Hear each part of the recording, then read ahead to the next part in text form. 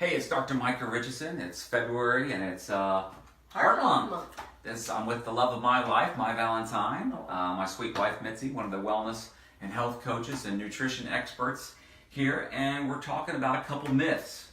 One is the myths about cholesterol. You go to the doctor and he says you got high cholesterol. He goes, "What are you eating?"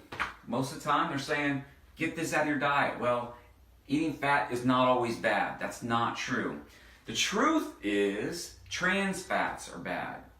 The fake fats. So what do we mean by fake fats? That is margarine.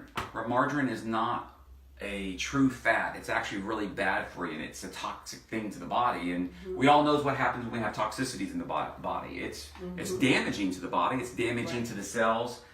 And it just has a whole plethora of just really bad things. So stay away from the trans fats. Look at labels. Look at labels, please. Yeah, also that would be like your vegetable oils, canola oils, things like that. Crisco, lard, we don't really cook with that as much anymore. But Exactly. Number two. That's that high cholesterol is bad. It doesn't always mean it's bad. You can have high cholesterol and be extremely healthy, live into your hundreds. What's bad about cholesterol is whenever you have to look at things like the type of cholesterol.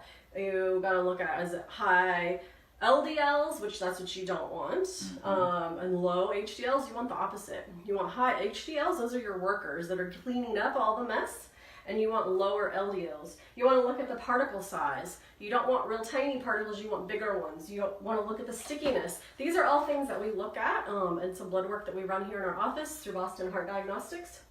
But probably one of the biggest things is you want to look at the inflammation levels in your blood. We look at 3 other markers on your blood to see your blood work, to see what your inflammation levels are. Because if you have high cholesterol coupled with high inflammation, that's when you start kind of getting into that danger zone. So. Exactly. Well, and just the one thing about this, what these things in different particles and size is, there is certain production, and we look at where production of cholesterol is happening in the body.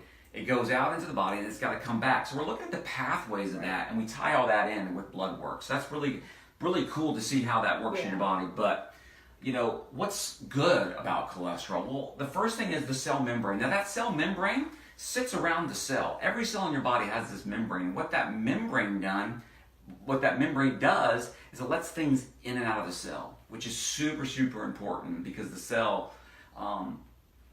needs that membrane, and what's contained in that cholesterol is one of the things that makes up that cell and that permeability, okay? And that's what's around that cell, so super important for that. So you need cholesterol, your body needs that. The thing is hormones. Cholesterol is used and utilized in every hormone in the body.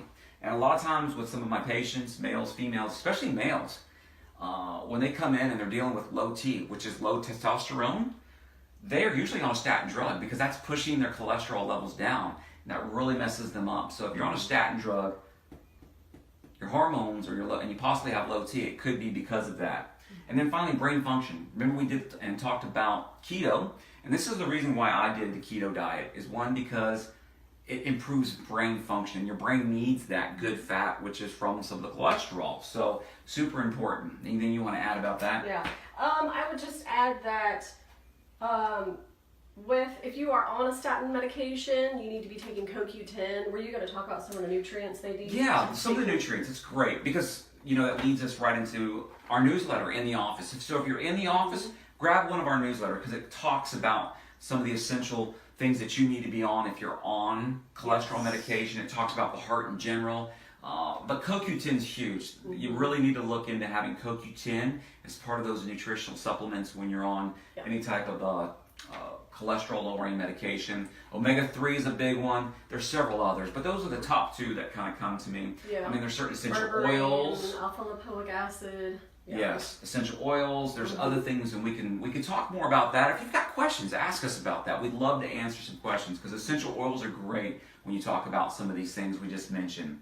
Also contained in this newsletter is about inflammation in foods, and we've got a 1-page handout. So if you want that, make sure you talk to one of us, or ask for Alex, our clinic director. He can get you that.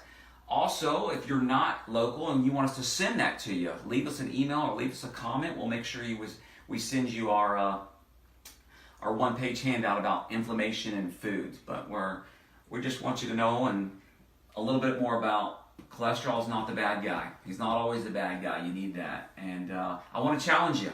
And what I want to challenge you to do is pick one thing. Pick one thing you can do this week to just improve your health. You've got to decide what that is for you, but we all know one thing we can do. And want you to have a great Friday, great weekend. We look forward to talking to you next week. Have a wonderful one. Bye-bye.